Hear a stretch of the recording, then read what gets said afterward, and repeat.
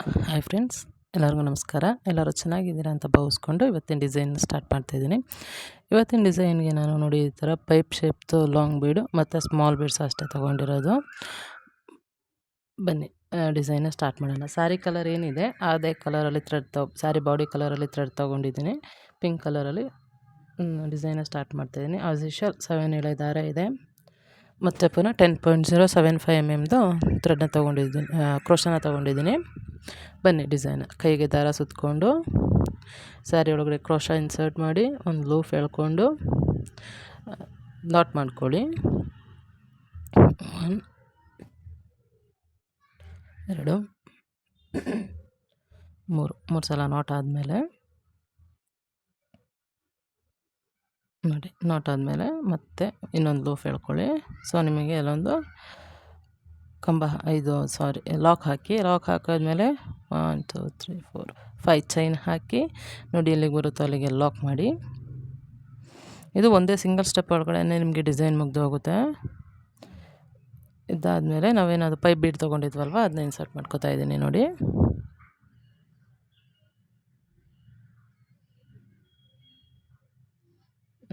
Pipe ಬೀಡನ್ನ ತೊಗೊಂಡು bead lock ಮಾಡಿ ಆಮೇಲೆ ಸೂಜಿ ಮೇಲೆ ಒಂದು ಸಲ ದಾರ ಸುತ್ತಕೊಂಡು ನೋಡಿ ಹೀಗೆ ಎಲ್ಲಿಗೆ ಬರುತ್ತೋ ನೋಡಿ ಸೂಜಿ ಮೇಲೆ ದಾರ ಸುತ್ಕೊಳ್ಳಿ.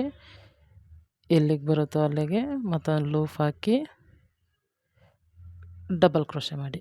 2 ಮಾಡಿ 2 ಮಾಡಿ. ಸೊ ನಿಮ್ಗೊಂದು ಡಬಲ್ ಕ್ರೋಶೆ ಆಯಿತು. ಆಮೇಲೆ 1 2 ಚೈನ್ ತೊಗೊಂಡು ಸ್ಮಾಲ್ ಬೀಡ್ ತೊಗೊಂಡಿದ್ವಲ್ವ ಆ ಸ್ಮಾಲ್ ಬೀಡನ್ನ ಇನ್ಸರ್ಟ್ ಮಾಡ್ಕೊಳ್ಳಿ.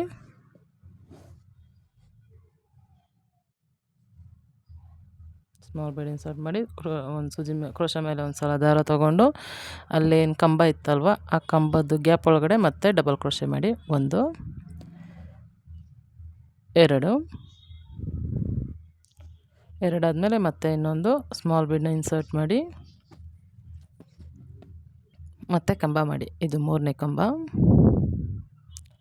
4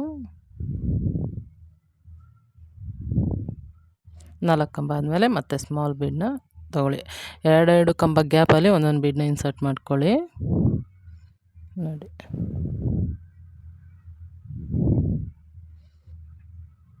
3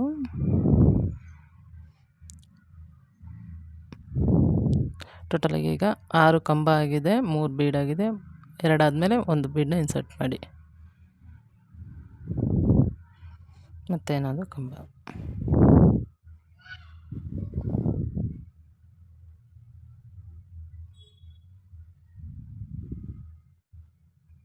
ಮತ್ತೆ ಇನ್ನೊಂದು ಬೀಡ್ ಇನ್ಸರ್ಟ್ ಮಾಡ್ಕೊಳ್ಳಿ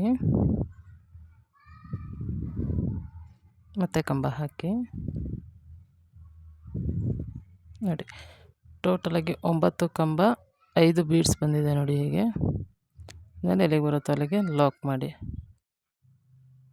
ನೋಡಿ ಅಲ್ಲಿಗೆ ಲಾಕ್ ಮಾಡಿ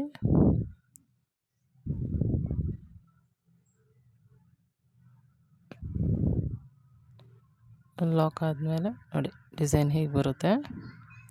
ಇಷ್ಟೇ ಡಿಸೈನ್ ಬರೋದು ನಿಮಗೆ, ಬೇರೆ ಇನ್ನೇನು ಬರೋಲ್ಲ ಡಿಸೈನು. ನೋಡಿ ಫುಲ್ ಫಿನಿಶ್ ಆದಮೇಲೆ ಡಿಸೈನ್ ನಿಮಗೆ ಹೀಗೆ ಕಾಣಿಸುತ್ತೆ.